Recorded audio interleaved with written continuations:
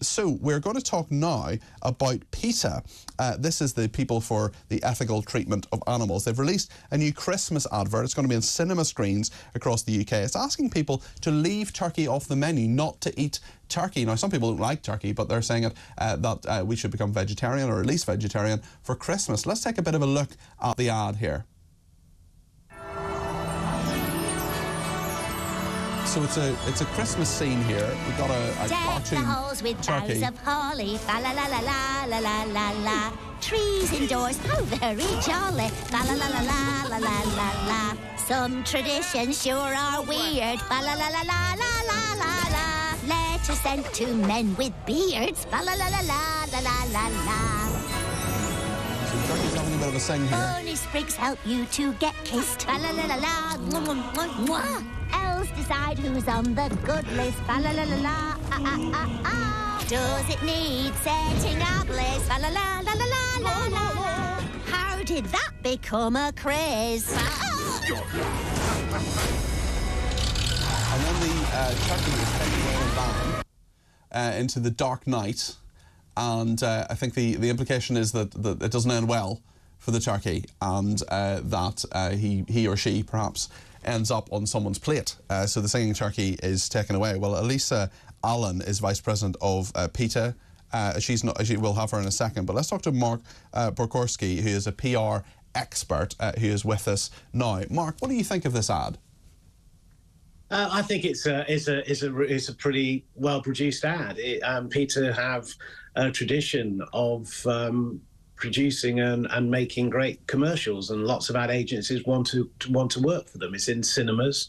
It is there. And if you think of advertising, it's there built to generate a conversation. And that's exactly what we're having, Mark. So therefore, it's a successful ad, and I think it does make people think. Would it influence you? Would it make you stop eating your Christmas turkey?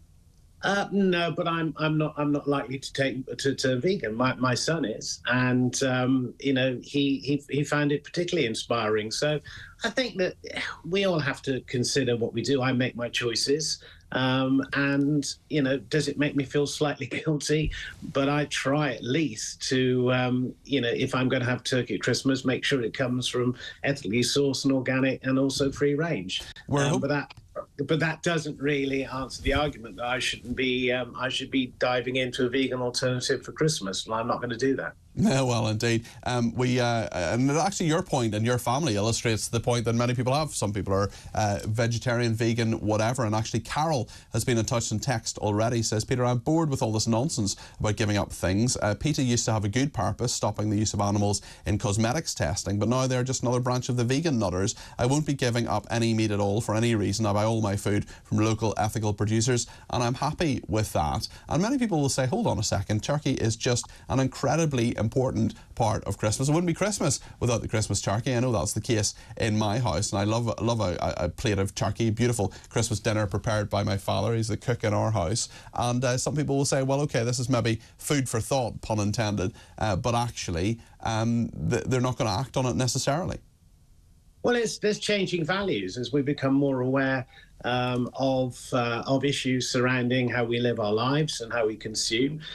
For me, we spend too much time talking about advertising at Christmas, and perhaps we should focus on perhaps some of the ads which I think are far more dangerous, that promote this idea of overindulgence in terms of commerciality, where people who probably can't afford it go over the top because that's what they think traditions mean, and then January, we have to pick up the bills. They can't afford to pay for what they've been persuaded is the perfect ideal of Christmas.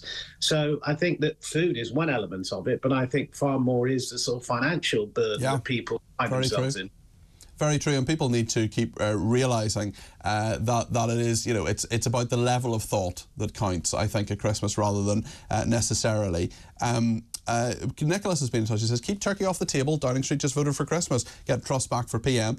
Chris in Brighton says, hi Peter, absolutely, I will be giving up turkey this Christmas as well as all other animal products. If we treated our pets the way that farmed animals are treated, then we'll be locked up for animal abuse, and rightly so. Tell me, what is the difference in suffering between a dog and a cat, or say a pig, turkey or cow, when cruelty is inflicted upon it? Why do we cry out when people abuse pets but happily support cruelty on our plate? What does that say about us? And it says Chris in Brighton. And Mark, from a PR perspective, there is a lot. I mean, we can really tug the heartstrings when it comes to animals. There are one of the biggest supported charities in this country is one of the donkey sanctuaries, for example. Yet we still eat meat, and we still eat mass-produced meat. Is that something? I mean, you're an expert in PR, but PR is, to my view, is basically amateur psychology anyway. Is that something that someone's kind of divorces in their mind between those two things? I think so. Sometimes that we get bewitched by imagery, and one of the funniest things about turkeys at Christmas is that one of the traditional publicity stunts for years circuses used to do, they used to have an animal blessing when animals were allowed in circuses. They used to do an animal blessing, and of course the star of that particular animal blessing was a turkey that was saved from the Christmas table. I know one circus proprietor ended up having to look after this turkey for about 12 years. It had a very long life. So, you know, there are unintended consequences of these actions. But yeah, I mean, cute imagery, and you know, and our emotions to these things sometimes are divorced from the reality of how we live. And I think that in terms of generating a conversation and whether we should actually consider our decisions is a pretty good thing. Like most things, we just shouldn't blindly go into it just for the sake of doing it. We should think of other issues around it. Mark, thank you. Mark Borkowski there, who is a PR expert. Going to talk now to Elisa Allen, who is Vice President of Peta. Elisa, sorry we had some connection problems there. We've seen the ad. We've talked about the ad as well. Why have you decided to go down this road? It's a bit of a shock tactic. Well, you know, when we were thinking about it, we thought that there is a disconnect at the moment. We celebrate the season of peace and goodwill with the corpse of a butchered bird as the centerpiece. As it is right now in the UK, over 10 million birds are slaughtered for the Christmas table for nothing more than a fleeting moment of taste.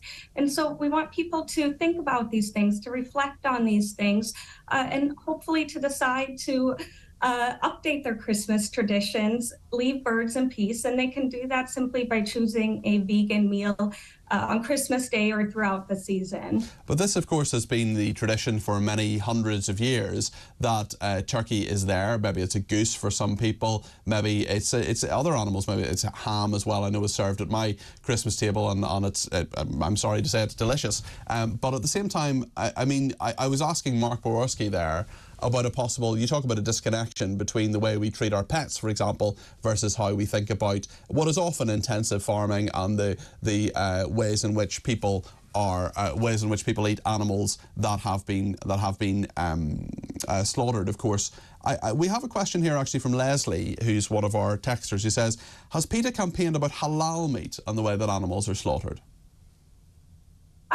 You know, we are opposed to all slaughter methods, and especially when we're talking about turkeys, you know, regardless if they're slaughtered in a conventional slaughterhouse or in a halal certified facility, they all lose their lives. Even in conventional slaughterhouses, it's not uncommon for birds not to be properly stunned, and then they go into the deep feathering tank. They're literally scalded alive. And, you know, you talked about Christmas traditions, and of course, we don't want to cancel Christmas. We're simply encouraging people to celebrate the holidays with vegan meals that offer some peace on earth to animals. And it is so easy. These days, you can get vegan pigs in a blanket, plant-based turkey. You can even get vegan duck roast for your roast potatoes. But it just doesn't taste the same, though, does it?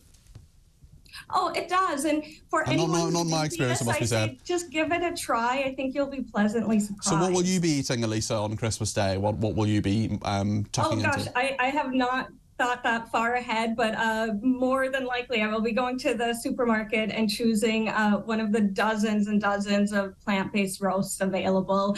If that fails, I may try to make a nut roast from scratch. Okay, thanks very much indeed. That's Elisa Allen there, who is Vice President of Peta, which stands for People for the Ethical Treatment of Animals.